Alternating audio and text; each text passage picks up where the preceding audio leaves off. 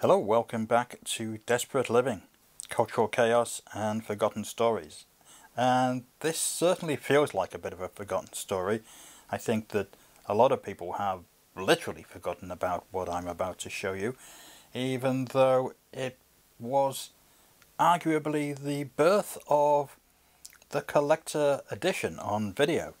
And by video I mean VHS. I'm talking about the Big Box edition of films that came along in the kind of early to, I guess, to late 90s. Was beginning with this film, The Big Blue, in 1991, and continuing throughout various titles. Now, to give you an idea of what these editions were, how they were different from others, let's just have a look at this box in comparison to a regular sell-through size, and you can see straight away it's a considerable difference. And even compared to like a video rental size box, it's a lot bigger, you know, a lot. So what was all this about? Well, first of all, we have to remember that at this point the widescreen format noted here was a bit of a novelty. People weren't generally releasing films in widescreen, even art house movies. The art house market was only just really picking off at this point, and so for a film such as The Big Blue, for instance, to be released as a widescreen edition was considered to be, you know, quite fancy. This is also the long version of the film. So as you can see, it's got a very minimalist back cover, but this is like the 162-minute version of the movie. So the whole thing is packaged as something a little bit special, a little bit different from your standard sell-through edition that was around from the late 90s, the late 80s, should I say. And we can see inside the cardboard box we have a booklet, which again, you know, no big deal these days, but at the time this was, you know, something unusual and extra. And, you know, details of the edition. So it's actually a pretty basic edition. There you can see the tape housed in the box, and if that doesn't give you an idea of how big the box is, then I don't know what would. So yeah, I mean, it's a longer version of the film, it's a widescreen version of the film, and it has a booklet, and it comes in a nice fancy box. So it's a good, unique edition of the film. Something a little bit better than the standard regular sell-through version, for those people who were interested in that. Now, I know that these particular editions of films were somewhat controversial with some video collectors, particularly the ones who had video shelves that were set up at an exact size to house movies, because of course these were too big. But for the rest of us, I think, you know, these were a nice little upgrade, in the same way that now we might get with Blu-rays that come in, say, a steel book, or that have, you know, one of the varying kinds of slipcases, or anything like that. Now, clearly the Big Blue sold well enough to inspire several more of these. I don't have the entire run of these different versions, but I did pick up a few more. Here you can see very much the same sort of thing. It's the widescreen version, and it's the expanded edition, so the longer version of Betty Blue. And the cover here is maybe a little closer to the design style of the original, but you know, it's another one released by 20th Century Fox, so very much the follow-up to The Big Blue, both French films, both with the blue in the title, both being released in longer widescreen editions. And again, here inside the box we have the booklet,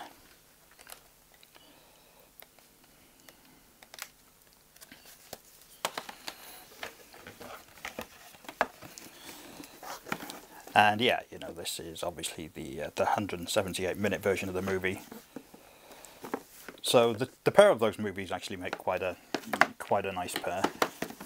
You know, I think even now they're the kind of thing that looks good stacked together on your bookshelf, if that's the kind of thing you want.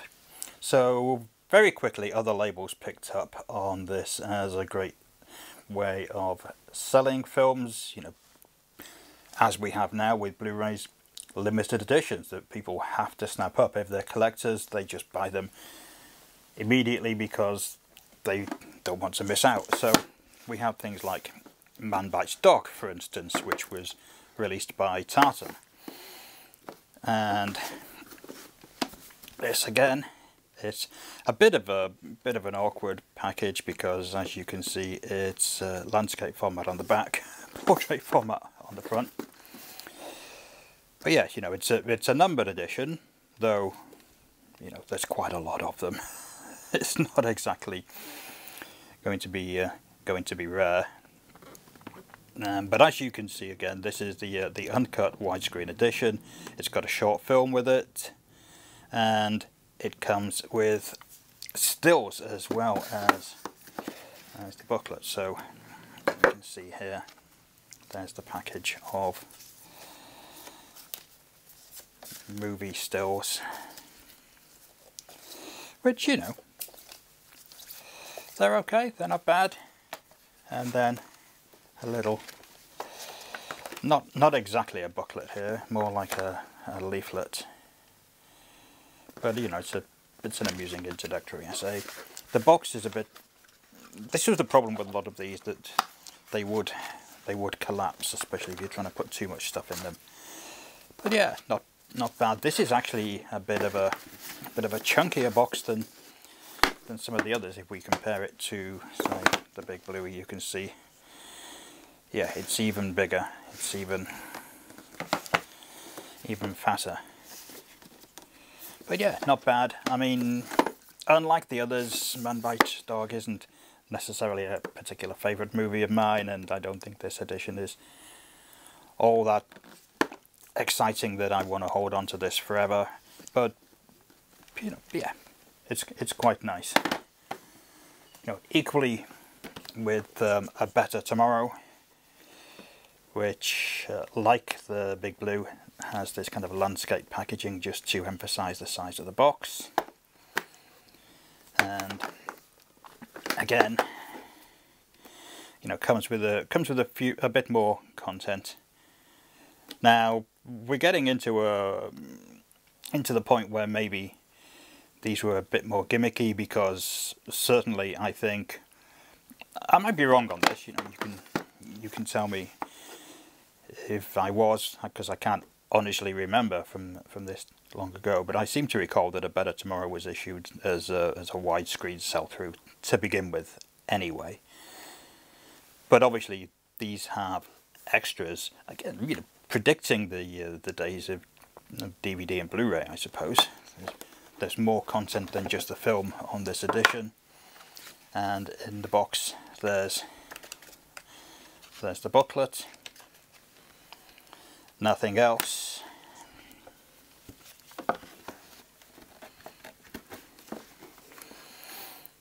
But certainly, you know, this was on the Hong Kong Classics label that was basically part of the MIA empire. And if you were a collector, I'm sure this was very attractive for you.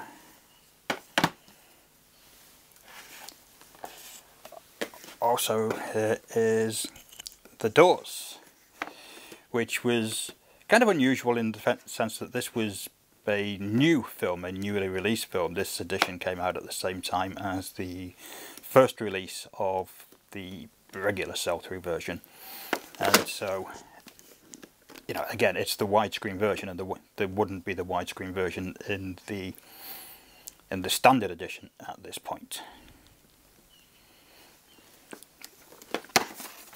So I'm sure you're all familiar with The Doors, the Oliver Stone film. Here's the booklet, which feels a little bit flimsier than some of the others, and the tape is sliding all over the place. Bear in mind that, you know, these have moved house with me several times over the years, so it's a miracle that they've stayed intact. But yeah, I mean, I say I'm a big fan of The Doors. I haven't actually watched the movie for a very long time, but I did love it when it first came out, and this felt like a worthwhile addition to pick up. Now, alongside these perhaps slightly gimmicky editions of films, there were also some other kind of boxed versions that came along at the time. Here, for instance, we have from, I was going to say from the BFI, it's actually from Academy Video, part of the Connoisseur Video label, which was the first version of the BFI's video label. Hitler, a film from Germany, an extraordinary piece of art if you've never seen it. Now, this package obviously makes a certain degree of sense because it's, as you can see there, it's on 2 tapes. It's a very, very long film. You know, this movie is 420 minutes long, so it was not going to go onto 1 disc. It's actually a 4-part film. But as you probably just saw a little hint of when I opened it up there, it also comes with a proper book, not just a flimsy booklet. This is a proper book, again maybe predicting the way that the BFI's video label would develop in future years. I mean, it's a real shame that this hasn't been reissued. It's the kind of thing that you would love to see the BFI put out again, or I would love to. So yeah, you know, 7-hour movie, 2 tapes, great booklet, lovely package. I mean, wasn't cheap as I recall, but well worth buying. I have no regrets. And equally with the last one I have to show you today, it's the piano. I mean, again, the piano was issued in this very fancy box around the same time that the regular version came out. So this, again, fancy widescreen version, but as you can see, this box is even bigger than all the others. You know, let's compare this to the Doors.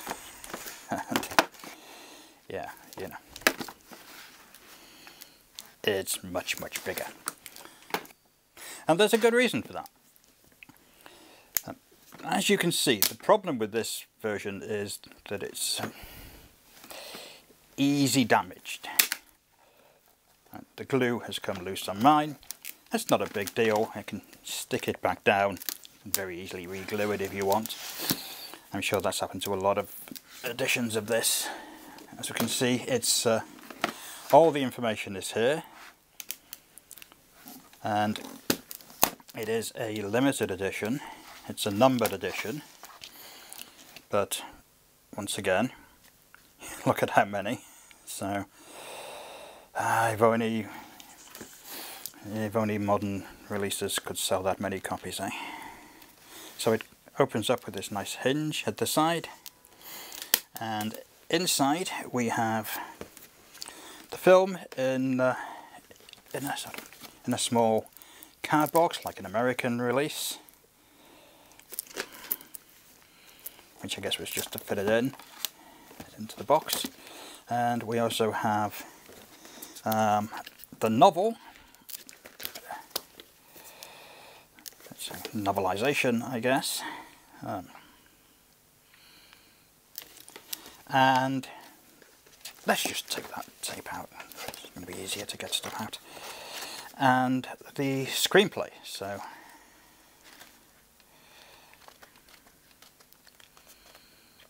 which is a very nice version, and you know, I do have a fondness for the piano as a movie.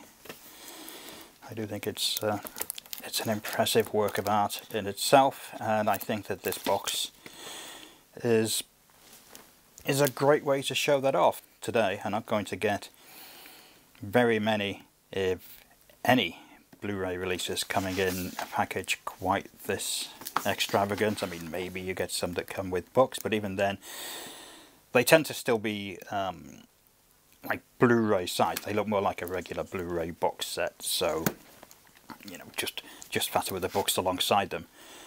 I think this is an incredibly difficult thing to put on a shelf.